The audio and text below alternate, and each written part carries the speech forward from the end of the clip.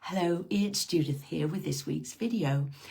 And this week I'm talking about the fact that we're often living in the future. Now, why is that a problem? Well, actually, the future's not here yet, and the living bit should be being done now. So why do we have this tendency to live in the future? It comes partly from evolution. The more you plan ahead, the more you try and remove uncertainty from your life, the more you're likely to survive in a dangerous situation. If you come forward to more modern times where that's not an issue, there's an awful lot of emphasis on succeeding, on achieving goals, about reaching for the next thing, whether it's the next marriage, the next car, the next house, the next partner. So we are, in terms of our current environment, encouraged to be looking towards those goals, that future. If you suffer from anxiety, either continuously or occasionally, and we all do occasionally, then you're trying to deal with the uncertainty of the future. You're trying to think ahead to what might go wrong in order that you can be ready for it. And generally, the things you predict will go wrong don't go wrong, and other things you didn't predict do go wrong. So, it's not a terribly effective strategy, but it is one that we use. So living in the future, as I said right at the beginning, pulls us away from being in the present moment. And that's important because guess what? The present moment, this moment here now, as you're listening to me, is where we live. This is the only place we can act, the only place we can behave, the only place we can do anything. The past is done and dusted, and the future hasn't happened yet. So we need to spend at least some of our time actually living in the present, enjoying the present moment, be that, a walk out in the sunshine in a nice country area, or spending time with people you like or love, and enjoying that and having fun and achieving things. Absolutely fine to achieve things, but enjoy that achievement in the moment. Frequently as soon as we've achieved something, we're constantly thinking about the next thing we've got to achieve, and the next thing and the next thing. So we don't actually take a moment and stop and say, well done, you did that brilliantly.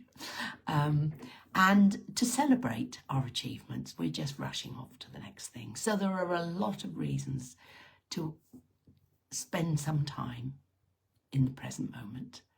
And mindfulness is the way to do this. That's what mindfulness is all about, being more and more in the present moment. Yes, we may want to think about the past and learn from mistakes. We may want to plan for the future, but probably the biggest proportion of our time should actually be spent living in the present. So the two mindfulness practices that are most helpful for this are breathing. Now, in this case, I'm not necessarily going to recommend my deep breathing. In mindfulness, we just become aware of the process of breathing. Just focus in on the breath in and the breath out. Noticing where we feel it, how we feel it in our nostrils, in the back of our throat, in our lungs. And if you can, finding the point where you notice it most. For me, it is that bit as it just gets to the back of your nostrils and is just about to go down into your throat. That's where I notice it most. So I focus all my attention on that as I breathe in and as I breathe out. And that can bring you into the present moment. And although we, particularly women, I have to say, believe we can multitask, we don't multitask. We switch very quickly from one thing to another, but this brings us into the moment and pulls us into the present.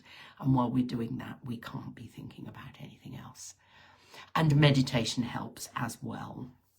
So if you're interested in meditation or any other mindfulness techniques and practices, I do have a course that I offer, particularly for people with anxiety and depression, using mindfulness to help them move away from those states and into the present moment where they can actually enjoy their life.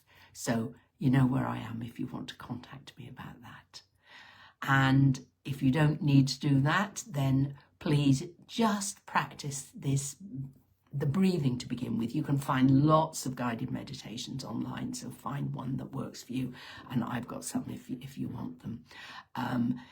But just start with that breathing and just focusing on your breathing and focusing your attention on where you notice that breath coming in and going out of your body, and just see what that feels like and use it whenever you need to. Okay, that's me for today. Have a lovely week and enjoy being in the moment, and I'll see you next week. Bye.